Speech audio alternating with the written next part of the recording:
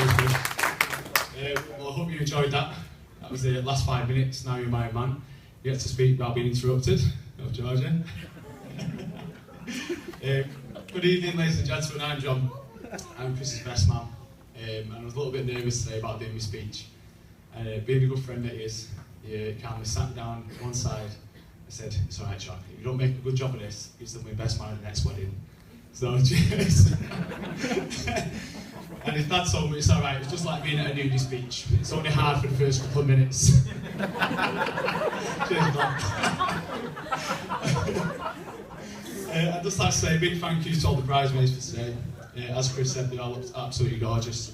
And what a marvellous job they've done. Only outdone by Georji himself. It looks absolutely stunning.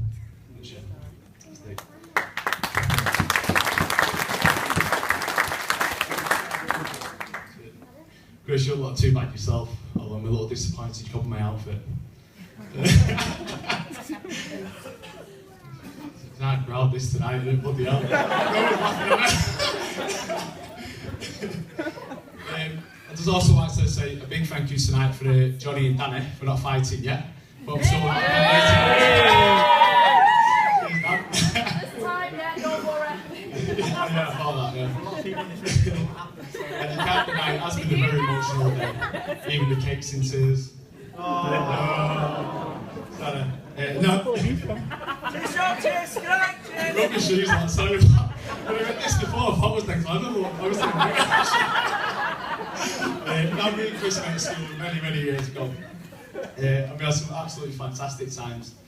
I mean, Chris, remember when he actually threw mud in his eye and nearly blinded him? And his dad was very upset about that. There was also the time when Chris decided to have a little round with his parents and turn up at my house about 500 yards away with no shoes on. So it's just, that's his character, where he just walked down the street with no shoes on, bare feet, all the way down Medlock Street. Go live at my house for about 6 months. Yeah. Where else are we at here now? And there's also that time when we was, I don't know if you remember this, but we was in Mr. Ty's class, and we had the rulers, and we decided to, being in the last year of school, we thought it was all quite mature, spitting on rulers and flicking at each other, and we were thrown out of the class. That was quite mature of us both. Now, I managed to find some of Chris's old school reports, and I think they all tell the story. So, the four intrusive comments: Chris was an ideal pupil who excelled at most subjects. Oh, sorry, that should be Chris was an ideal pupil. He was expelled from most subjects. Geography. Chris was the only one in the class who thought Ellesmere Port was a fine table wine. Biology. Chris was often very enthusiastic.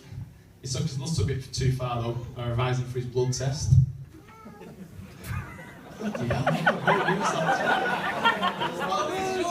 No one's even laughing. Religious education. Don't laugh at this, I'm going home, honestly. Chris's understanding of Christianity was very limited. So much so, he still believes that the book of Genesis was written by Phil Collins.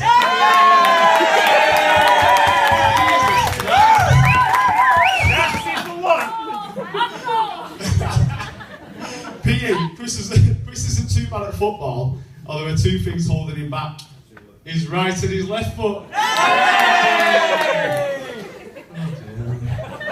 Languages. Chris misunderstood what's required in his French oral exam. Kissing Mr. Smith was a mistake, but he still got a 9 out of 10. Well, and since we're last year, he's not grown up much either. And let me tell you, I've not been much more like a friend to Chris, but more like a mother. I have watched him crawl, I've watched him fall around, I've dressed, undressed him,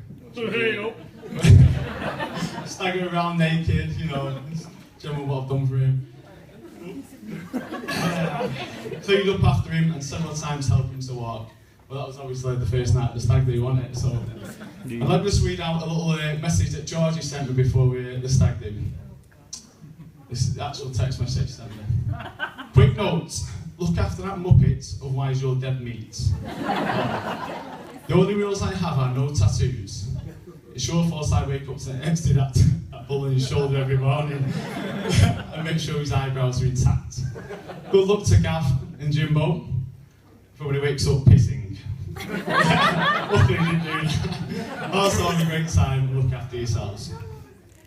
Yeah, I remember you said that. Now I promise not to talk for much longer because of my throat. If we're going too long, I think George is going to cut it. But I do have a few stories to tell you. It was also that time when Chris decided to fly down High Road at 8 o'clock in the morning, rush hour. Obviously texting someone, probably me. And he not looked where he was going, and the scaffolding truck stops in front of him. And he was about 2 inches from death. Luckily, he managed to turn his car and tips on its side. And he casually just crashed on his side. The car tips on its side. Didn't set a fire or anything, but he actually climbed out and just lit a fire, like he was dead cool. That's one of the great stories about Chris. There's also that time when you got bullied off 5 15-year-old girls when you didn't go out. And tonight, do you? No. Oh yeah. He was stood waiting to come to football on a Thursday night it was. And he was stood in the bus stop in Gorton. And 5 15-year-old girls came round and wrapped rope round the bus stop. And it scared him to death. And I said to him, if you tell the bus driver, we'll let you. So he just stood there and took it. Yeah, we were missing. And how can we forget, this is my favourite, this. Changing your name from Christopher Buckley to Carlito Cristo Pablo Buckley by Depot. On your passport and your driving licence. Love it, absolutely love it. Now, before we ask you to all join me in a real toast to the happy couple, I'd like to take this opportunity to read some cards out from friends and family who come here. So we have one from lads from Monday Night Football, Chris. Dear all, over the last 2 seasons we found Chris to be absolutely useless in every single position. We hope Georji has more luck.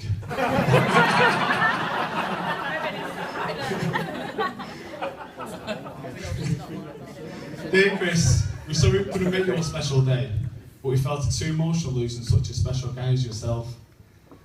We're sure we'll see you again. That's from all the girls in the lap dancing club in Edinburgh. Yes, please say hello to Kevin for us.